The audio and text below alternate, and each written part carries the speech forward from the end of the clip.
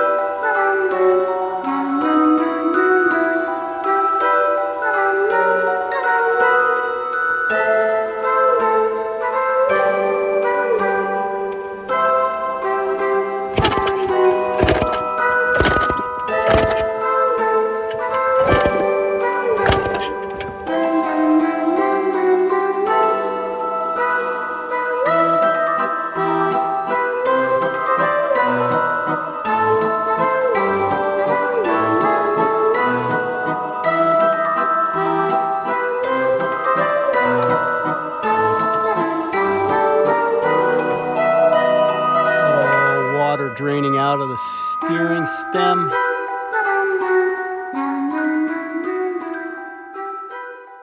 Well, again, it's been a bit. Summer's sneaking by. It's starting to feel like fall here, which I guess is nice. But I wanted to take some time and catch up because I have a lot of blasters kicking around. I got 5 blasters on the property right now. This one came back to me, had lost spark. Ultimately, it had just spun the stator. The key had sheared, so easy fix in that regard. This one was, you've seen this one before on the channel. This one was the feral quad, left for years in the woods. It does have a Toomey on it there, and I did a little cleanup because I started playing with some sandblasting. And I repacked it. This quad was just ridiculously loud and annoying, hurt my ears to ride it. So repacked it and changed the jetting. My understanding is the Toomey exhaust, they come with a 310 main. This motor I rebuilt, and it's a stock motor, and 310 was really, you weren't getting all the power out of it. So started stepping it back down. The only modification to this motor is that exhaust. So we're on a 240 now, and I guess OEM is 230 main, so we're up one from the OEM offering. And the box on here is vented, and this was a lid that came in a box with all of these. So I ended up tuning it at 240 with this vented lid rather than no lid. And if you're looking through, there's a 2-stage foam filter in there. It had a K&N, and a couple of these had K&Ns, and the K&Ns were just destroyed. Actually, a lot of parts were destroyed. But here's one of them, and holding it up to the light,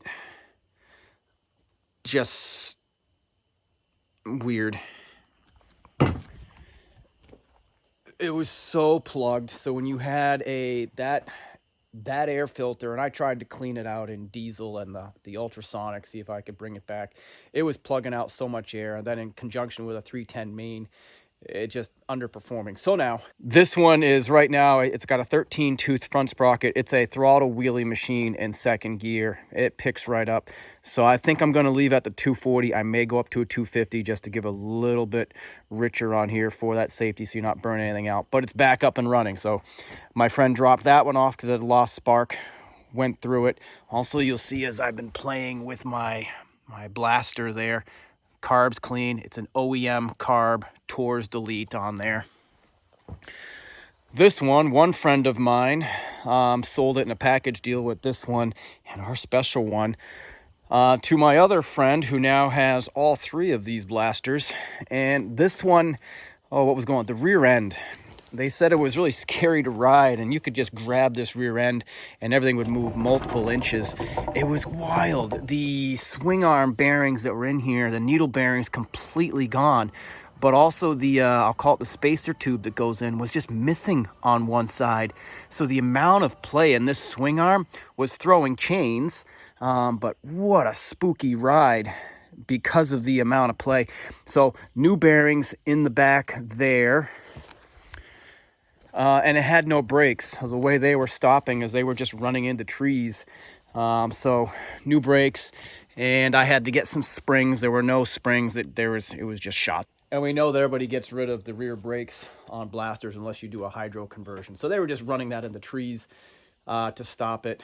And it did have a Gen 2 nose on it. In a box of parts that came with it, I converted it back to the Gen 1 nose, mounted the headlight back up in the bracket, just brought it back to a Gen 1 look versus it was cobbled together. This light was just zip tied down below a Gen 2 hood. Bit of a mess. So that one's up and running. Stock motor, OEM carb. It has what appears to be, my best guess is an FMF shorty pipe. That's my best guess for that one, and that looks to be the only modification that I can see here without taking anything apart.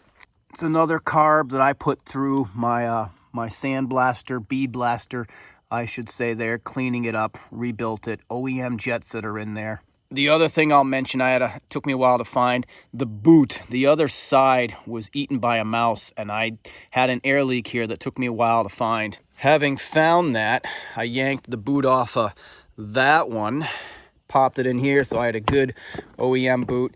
And this one is also running a foam filter that's been oiled, no airbox lid.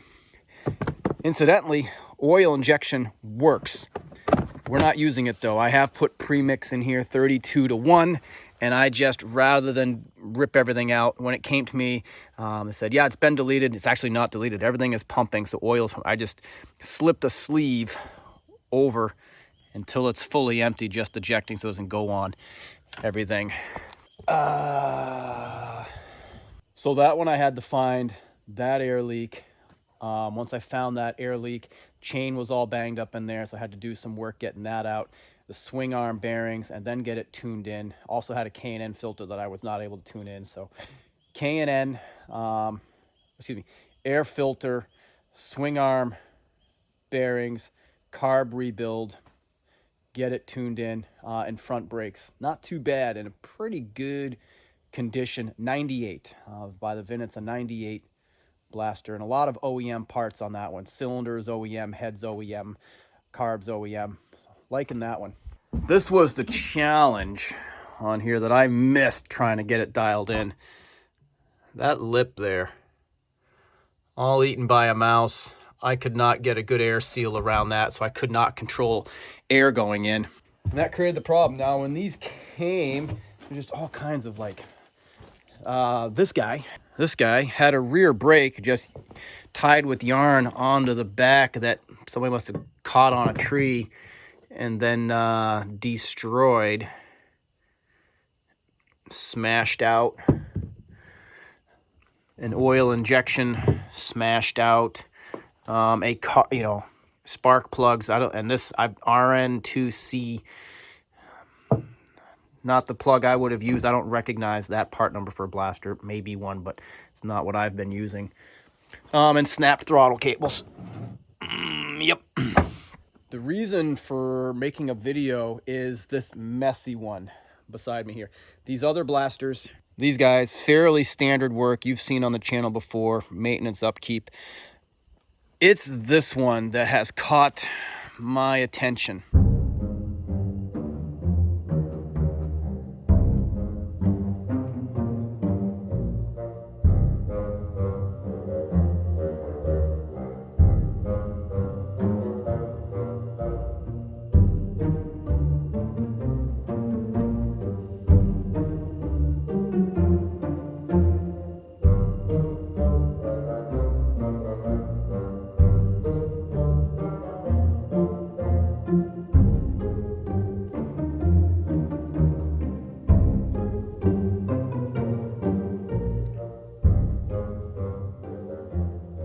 So I've popped up a few YouTube shorts here. One of the first things I found out was that the motor was full of water. Near as I can tell, this the seat was left off, poured rain, came right into the air, and the air intake flowed right through the carb, right out. So it was completely full of water. I ended up flipping it over, dumping the water out. Rather than disassemble, I do have a bore scope, and I'll throw some of that bore scope footage up on the screen here so you can see it. Took the bore scope, went through, looked like the water had only just gotten in there, so flushed it out, didn't do a rebuild. But there was just, walking around this thing was insanity. If you followed the YouTube shorts, the kicker was held on with baling twine.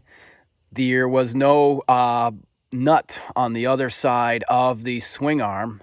So on the other side, nothing there. There was no chain. I still have to get a proper plug here. I just did this to close up the, close up the oil injection side. This tape sealing, I don't feel a hole behind here, but that's often what I would find. There's just holes in this exhaust everywhere. You got a hole here. If you look closely, this is wild. And then these stack up booger welds down there. This motor I rebuilt a year ago, and then my friend put it back into this ATV. You see the header. There's no actual header studs here. Maybe there's one, and then a bolt on the other side.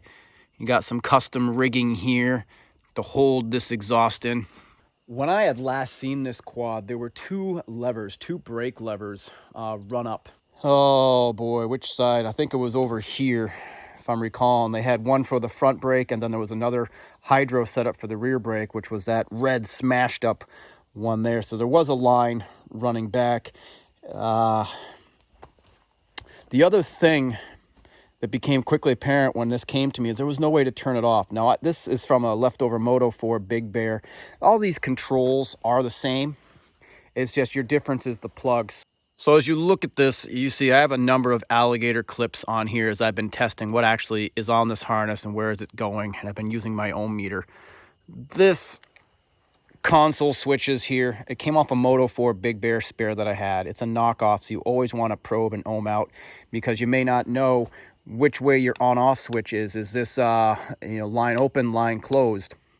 To kill spark, it closes the ground here. So in the off position would be, you'd be on, you'd be off. So the way I was turning off this quad when I was running is I literally was going from the ground line on the CDI. And when I wanted to turn this off, I just went, and that's how I turned it off, just grounded it out. But knowing that implies that we need a closed line to kill spark. So in this position, the off position, I want to have my ohm meter show almost no resistance, but I don't want open line. When it's on open line, effectively, not connected. So what we're chasing here is we have the white chaser in the black, running down here. One is going to go to frame, one is going to go to the CDI, and I will be able to kill spark by factory control as designed. Kill spark, allow spark, kick it over and run. So I'll get some wire pieces and I'll do some heat shrink tubing soldering because that's nice, quick and easy, and we'll hardwire in for this one. I'll give some quick thought to that because I'm always trying to think ahead of if I ever come back to work on this, how far can I go? How, am I shooting myself in the foot? But I think that one's going to be okay here. Everything on this ATV is a knockoff. Looking right down here, if I get the light, there's no Y1, Y2 stamp, so recognize this is a knockoff top end. If you're looking under here on the coil, that orange, that's not factory, and I've got tape all through there. That's a knockoff coil. I did already come through and redo this connection because this was just twist tied. That's what's sending spark, and if that ever touches the metal, you zap yourself. You wake yourself right up. So I did already do that one. Let's go look at the carburetor. The carburetor, everything in the carburetor is a knockoff. Here's another funny thing on it. No tours on the ATV, but no idle jet. There was no way to adjust idle. This is the carb, and last night I drilled this out to put an idle in here, but this was not drilled out. The tours was deleted, but the only way you could adjust idle was to take out the slack in the throttle cable and raise the slide to raise and lower idle. So just wild things. So I did put this carb through my Yamaha Blaster. And another thing, we're using the OEM head, taken off the big Tours box here because throttle cable was broken. And we'll just feed the new cable right down in here and we'll be good to go. I want to call out a few things because I have an OEM next to me. Having an OEM clean, and you can tell it's OEM. First, you get Mikuni stamped on here. It's an obvious giveaway. Made in Japan. Also harder to see, but I have the factory stamps 2XJ lower down on the carb here. All right, so walking through the carb, cap this guy off. This is for oil injection. If you don't cap that off, you have an air leak. You have a vent hose will go on this side, and a vent hose will go on this side. This is your air screw adjustment.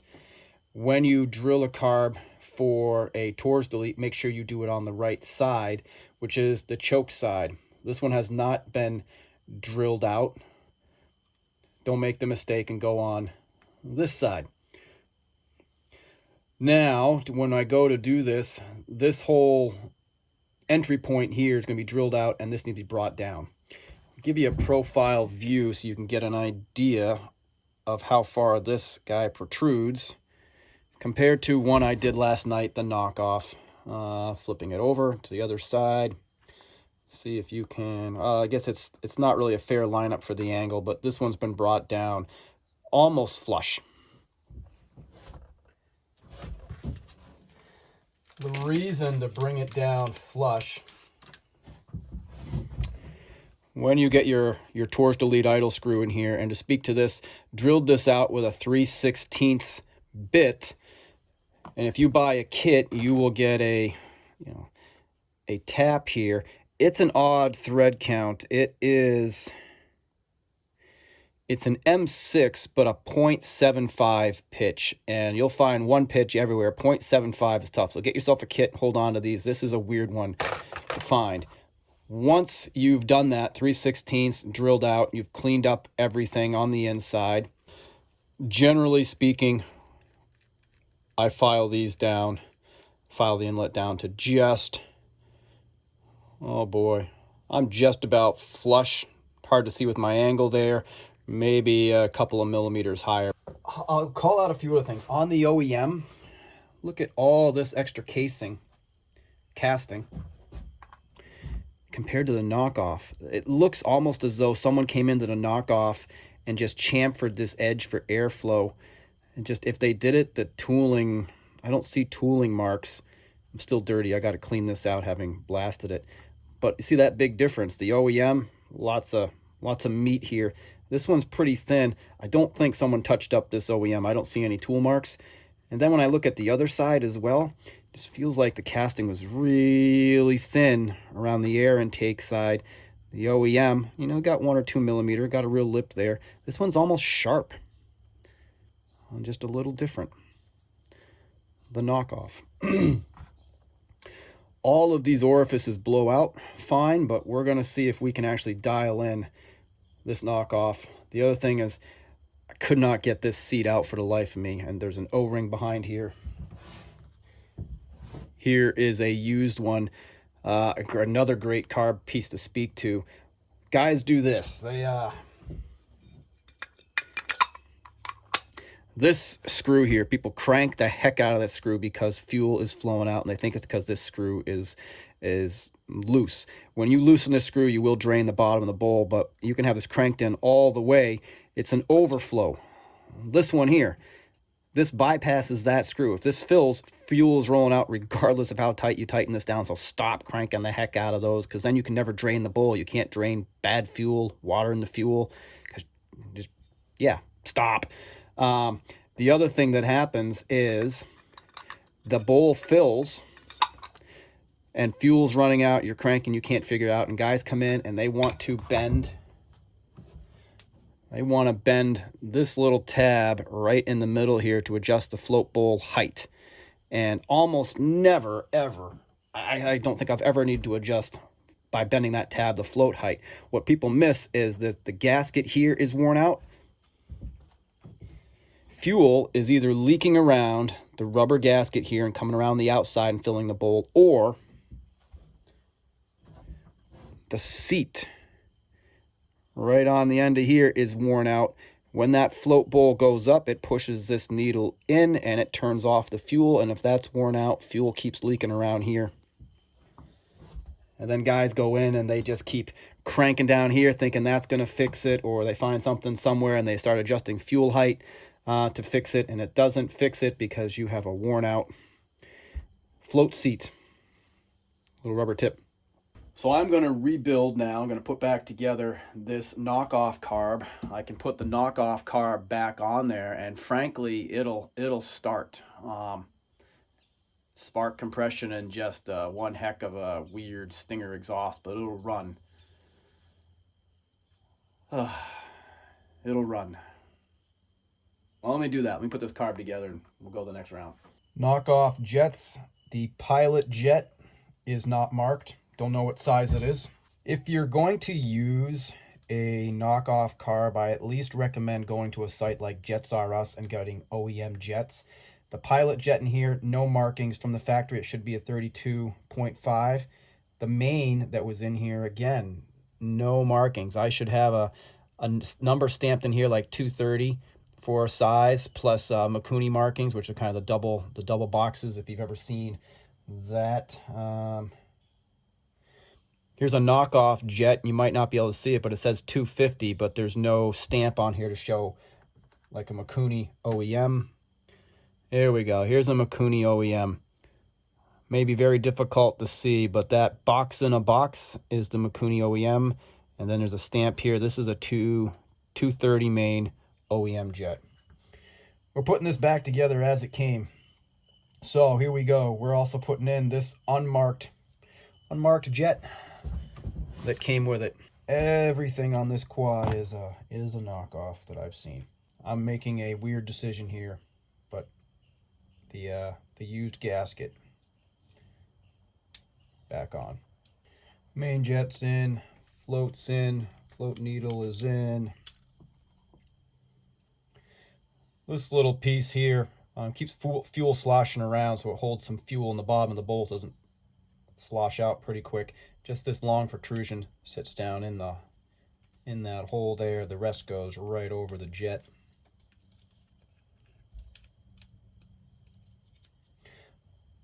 Like so, a lot of carbs I get into don't have those, but you know, okay.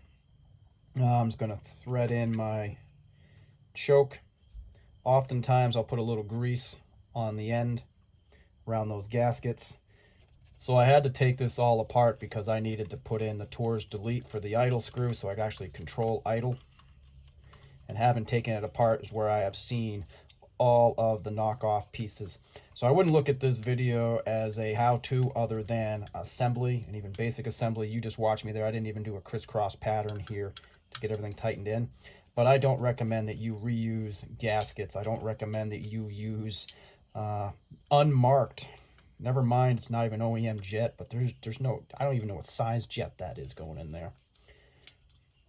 Gonna have to pay attention to the plug.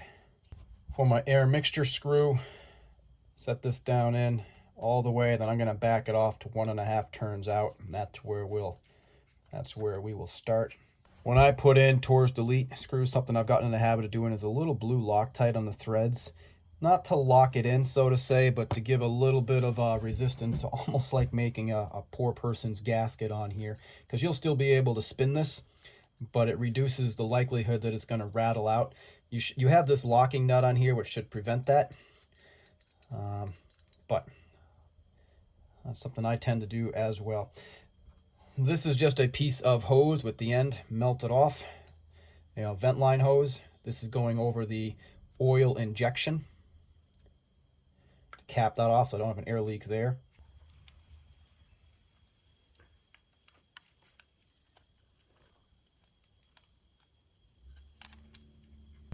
All right, so the carb is on.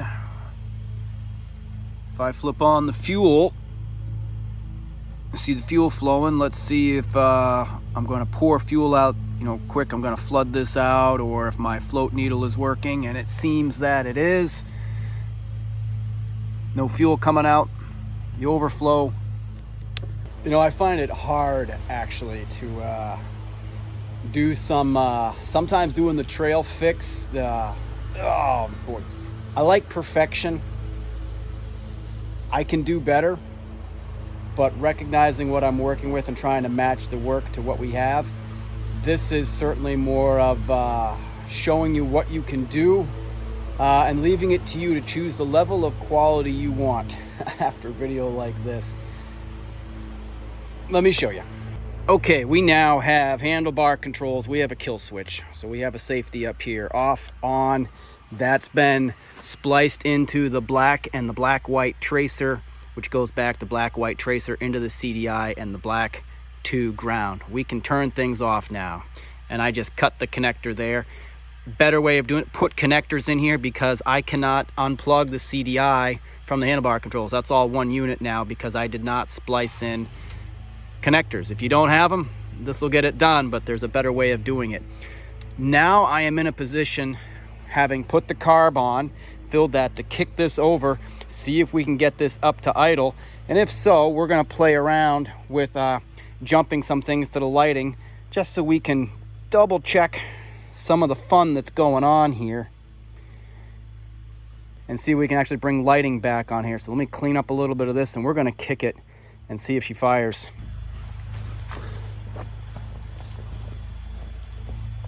So today's video is a little bit different because those of you that have been following the channel, you've seen some of the builds that we've done, some of the other blasters that we've worked to do OEM or put more quality in. This is 100% a junkyard quad, junkyard blaster.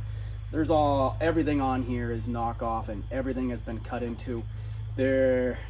Yeah, so no air filter on here, straight air going in, neutral.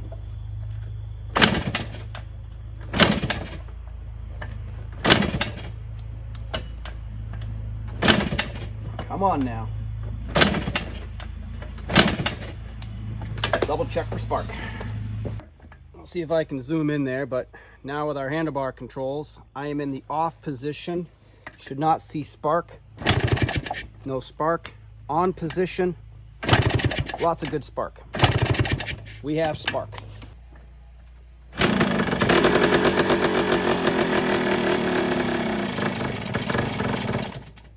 Whoa. Okay, pretty easy fire.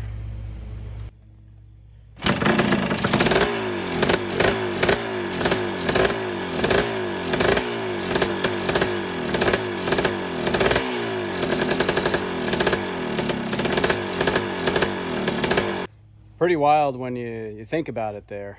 That's almost idling. No air box, no control over the air, so you've got lean situations, you've got that exhaust. We can kill spark. Oh, junkyard. All right, let me see if I can tune this in a little bit to idle so we can work on the light.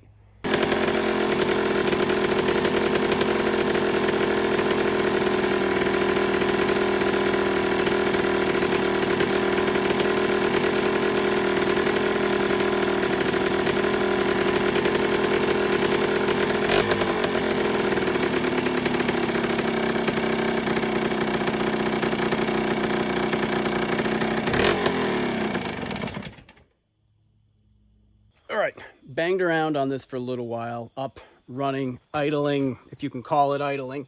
Shut my fuel off here. Here's what I think. I don't believe there's power coming off the lighting coil of the stator.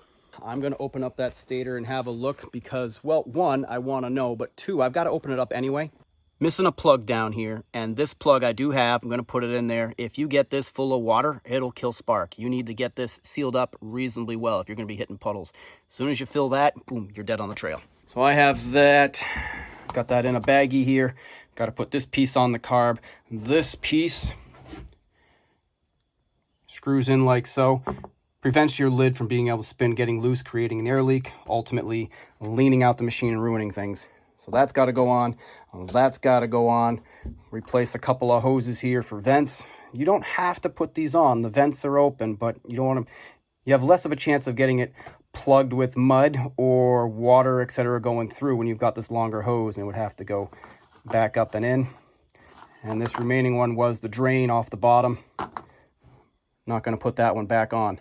Once all that's done, that leaves us with two things for this junkyard. We've got to get control of the air so we can get this tuned, dialed in, see how she rides, and the exhaust.